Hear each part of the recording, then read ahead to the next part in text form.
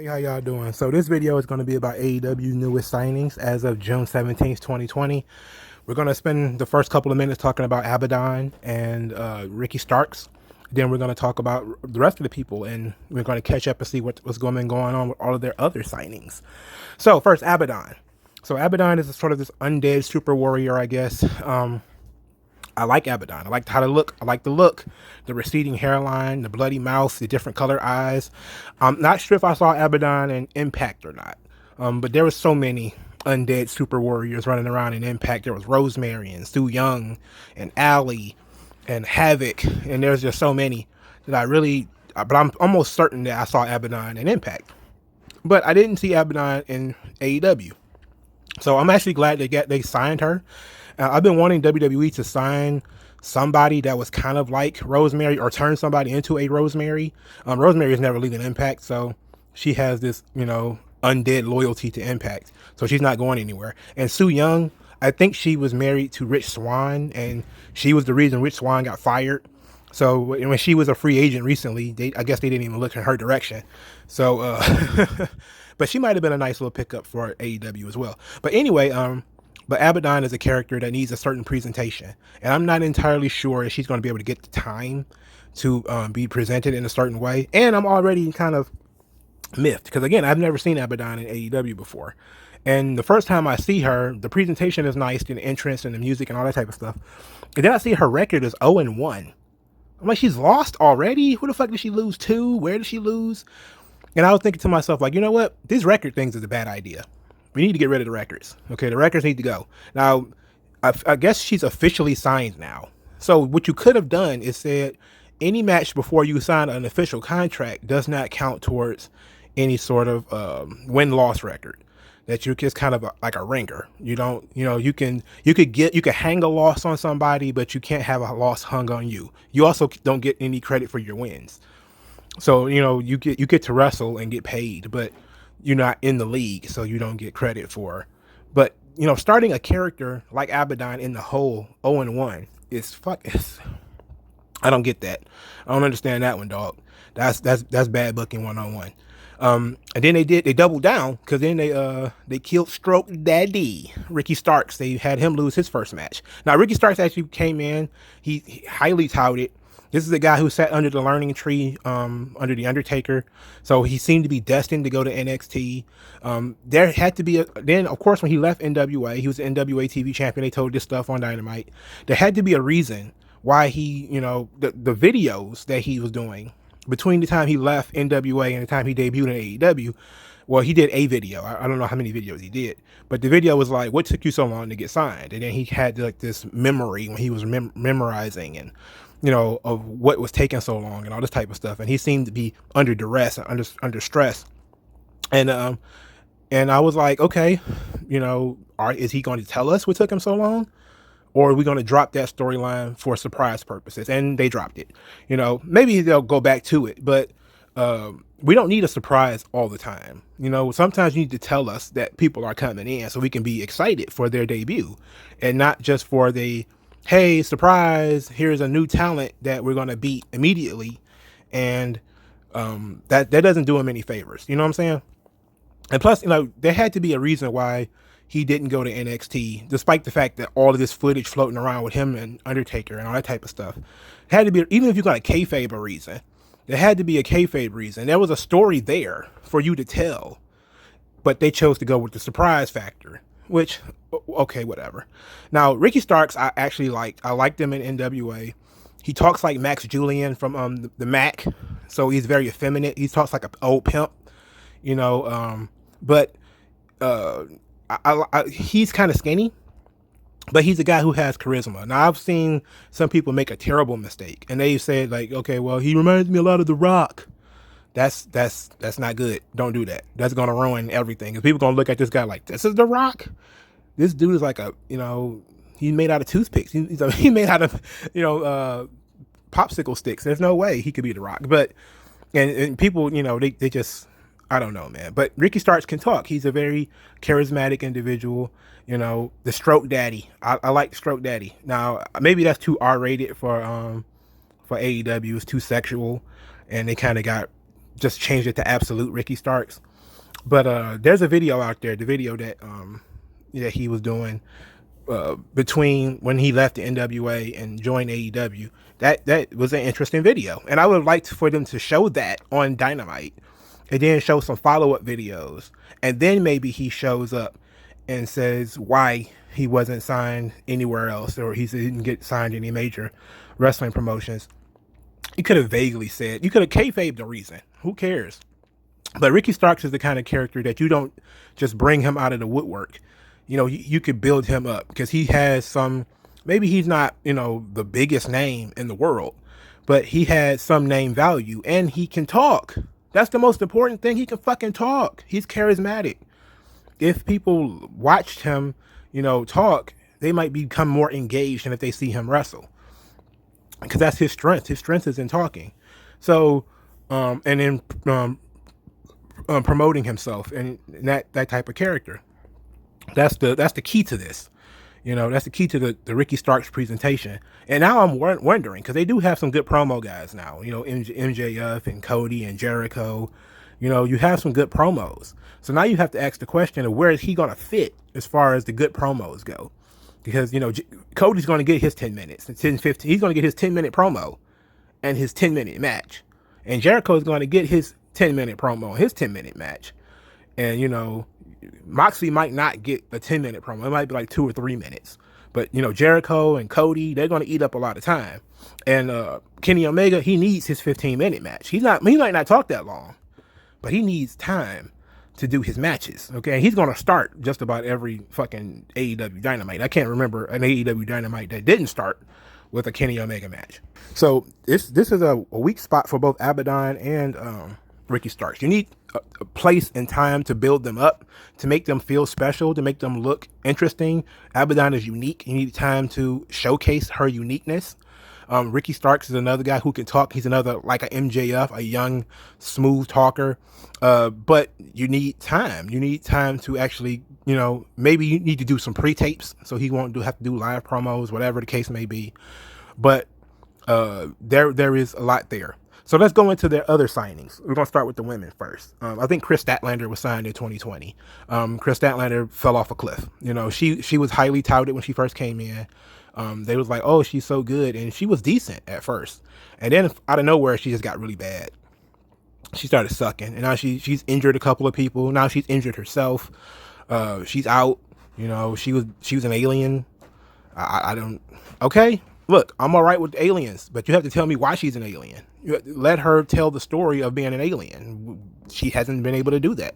She hasn't done anything other than push people's noises. All she's done is boot people, put her finger on their nose. Like, that's weird.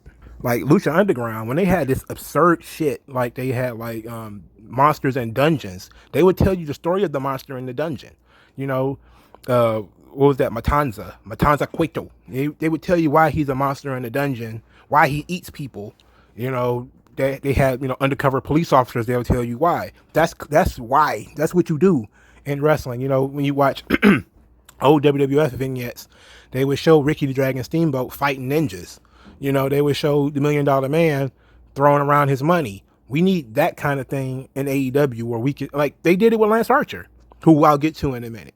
But they need to do that more with the women. Like, because Abaddon definitely is going to need that. And Chris Statlander definitely needs that. And they've been doing really well with Britt Baker and doing that. As far as, fleshing out her character by showing her outside of the ring, doing outside the ring stuff. But they haven't been doing that for any of the other women. And that's really kind of they did it for Anna Jay too. They did a short vignette. Anna Jay was also signed this year. Now she's a Playboy Playmate, kind of hot. Like, she is super hot. And then she got that little southern kick to her. Now I'm not sure if she's a magician or a waitress. I'm not sure what she's supposed to be. But she's hot.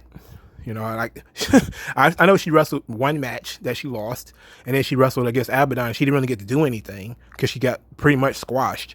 But Anna Jay came in, people saw her and was instantly like, Tony Khan needs to sign her. She's hot. And he signed her because she was hot. And, I think this was only her second match. Look, I don't pay attention to records, okay? But Anna Jay is hot, man. Like, super hot. For a white girl, she's hot. And I don't know about her ring skill. I know they said that she doesn't have that much experience. that she's, you know, young, but she's only had like 3 or 4 matches, period, let alone in AEW. So I don't know. I don't know what you do. Like, I don't see why you put her out there, and she's so inexperienced. You should probably put her in a tag team or something, or, you know, let her be mentored by somebody else. But I don't know. I don't know, man. But Anna Jay is a piece of work. Now, I don't know how many other women they've signed in 2020. I don't remember them signing any other women or anybody that would be like a game changer as far as women are concerned. Now, other than Ricky Starks, the last man that they signed is Brian Cage. Now, Brian Cage is teamed up with Taz, which is an odd pairing. I don't know. Have they even bothered to explain why he's hanging out with Taz? I don't know. And man, Brian Cage is jacked to the gills, by the way. The amount of gas in Brian Cage could drive a monster truck from Detroit to Biloxi, okay? Mississippi. And that's what I mean. Like, that dude is on it, okay? And guess what? Look, I made a video before. I don't care about wrestlers being on steroids. I don't care. But it's obvious that Brian Cage is on something. Either that or the man is inflatable. One or the other. But Brian Cage, I'm scared. Well, not scared, but I'm worried. Concerned is a better word. That he's going to end up like Lance Archer and Brody Lee, who was also signed in 2020. Is that he's a big guy that they've signed to feed to one of their top guys, and then he becomes aimless. Brody Lee is not working. I really want to know, where's all these people who were super fans of Brody Lee? Where are they now? Because now he's about to wrestle Joey Janela and Sonny Kiss. He's kind of recruiting Colt Cabana, who also signed in 2020. Colt Cabana fucking sucks. I don't understand how people like that guy. But let's get back to Brody Lee. Like, how do you feel that Brody Lee is wrestling guys who were preliminary talents? You know, Brody Lee's in his 40s. He didn't have that much longer to go. He got that one main event match, and that was it. That's going to be it. You know, I get that the Dark Order thing is not working. It sucks. But then after he lost, they should have broke it up. Should have ended it. That was a perfect opportunity for the Dark Order to turn on Brody Lee and say, you're not the Exalted One. You never were. Because the Exalted One would have never lost or something like that, and they would have kicked him out, and he could have turned him babyface or something like that. Anything other than hampering him with this garbage-ass gimmick. It is fucking garbage. Dark Order sucks. It sucks completely, 100%. Nothing can fix it, okay? Because the Exalted One was supposed to save everything. When that shit to bed, they should have just said, okay, we got to get rid of this thing. We got to stop it. Okay, so then you had Lance Archer. Lance Archer came in, was built up over a couple of months of the TNT title tournament. He lost to Cody, and just like Brody Lee, he fell off a fucking cliff. I don't think I've seen Lance Archer. I think they've done a vignette, maybe a promo with Lance Archer and Jake Roberts, and that was it. After Lance Archer lost, he dumped into the garbage bin. Have no idea where the hell he is, and Lance Archer is also in his 40s. I don't understand, like, is this about to become a rest home for guys that's just going to come in, do the job, and then leave? I mean, which would have been fine. If Lance Archer wasn't going to stay long term, he was just going to come in to make an impact, make the title look meaningful, and then he was going to bounce and go back to Japan or something like that. That would have been fine, you know, but I guess he's sticking around. So, like, do something with him because he's not doing anything. And speaking of not doing anything, Matt Hardy. I did a video on Matt Hardy already, but it bears repeating that as of June 17th, Matt Hardy is still not doing anything. He's still hanging out with Private Party. Now he's feuding with Sammy Guevara from, I don't know. He's been driving golf carts, which I guess is enough for the AEW fan base. But I don't know, man. Matt Hardy is again, another guy in his 40s, and he's doing nothing. Doing nothing. You know, I think, see, the problem is, and let me jump off the subject of their signing talent for a while and talk about something else. Because I think AEW's roster is now a little over full. You know, it's filled now. They needed some bigger guys. They needed some names. They needed some stars. And they needed some larger talents. Now, Wardlow was a good get for them. Jake Hager was a good get for them. Lance Archer, Brody Lee, Brian Cage. These are all good talents for them to sign, because they needed larger Hoss guys, which NXT needs to feature more, because they need to feature these guys. Because AEW's roster was 100% scrawny, Kip Sabian type dudes at first, and then they started bringing in some of the bigger guys. But now that they've beaten the bigger guys, they don't really know what to do with them because they're not weekly workers. So what do you do now that you've beaten Lance Archer and Brody Lee, and once you've beaten Brian Cage, which he's not going to win the title, so that would be super stupid for him to win the title. So once you beat this guy, what are you going to do? What are you going to do with them? You have so much talent that for every talented guy you bring in, you hinder a bunch of other people. Now, they have been able to push some of their less talented guys to the side. The Dark Order, the Butcher and the Blade. The Butcher and the Blade are not that bad. They've been able to push them a little to the side. The QT Marshalls of the world, even though he, for some reason, still ate up 15 minutes on that June 17th Dynamite. They've been able to push a lot of those guys to the side because they're not ready for prime time. And then they bring in all the other people who might be, and they're still not doing anything with them. So they've been doing a good job of filling up the roster, but they just don't have a plan for most of these talents that they have. And you notice I didn't mention FTR. Now, I did videos on FTR, so I didn't go into any detail about FTR, but they exist. I think that, I don't know what the hell they calling them. Like, I don't know their names anymore. But the fact that the bald one is out of shape. Somebody needs to get the bald member of FTR together because he's obviously out of shape. And but that's about it. They are still new, so they won their first match, which was the right thing to do. And they're building towards the match with the Young Bucks, which is the right thing to do. So I don't have a problem with what they're doing with FTR. But most of the other talents are either, beating jobbers and then losing to the top guy and disappearing, or they're coming in on losses, like Abadon and Ricky Starks. That's not good. Okay? They have the talent now, they need to use it better. So, Wardlow is about to have his, second, third match now. But, if the guy's green, the guy's green. But I don't know, man. Like, this is AEW's in an interesting spot now, because they still have so much talent that there's people who have not been used because of the pandemic. Pac, Pentagon, and Phoenix are not there right now. I think Phoenix is still in the country. I'm not sure. I think Phoenix showed up on one of these empty arena impacts. Dynamites. But Pentagon hasn't been there, and Pac hasn't been there. So what are you going to do when those guys show back up? You have enough talent to rotate, but they're not really rotating. They're just kind of having certain guys wrestle every week because Jericho's all over the show. Jericho and Cody are all over the show. They're not taking weeks off. So Kenny Omega's all over the show. He's not taking weeks off. Now, if you were going to rotate, like, NXT did a good job of rotating for a long time. It hurt the ratings, but it actually helped get other people over because, you're not focusing just on one talent or one storyline or one or two storylines. You're focusing on many, but they don't really have that many storylines even working in AEW right now. And now you have people who need storylines catered directly to their type of performance. And I'm not sure AEW has it. I'm not sure they have the stuff to make this work. But we'll see. What do you guys think about Abaddon and Ricky Starks? Again, I love Abaddon. I love how she looks.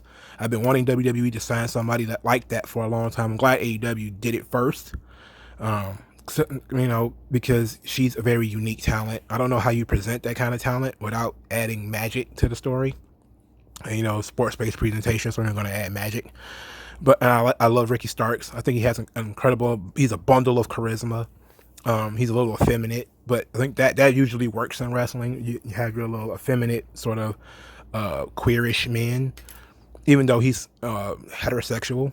At least the character was. I don't know if the character's still going to be that way.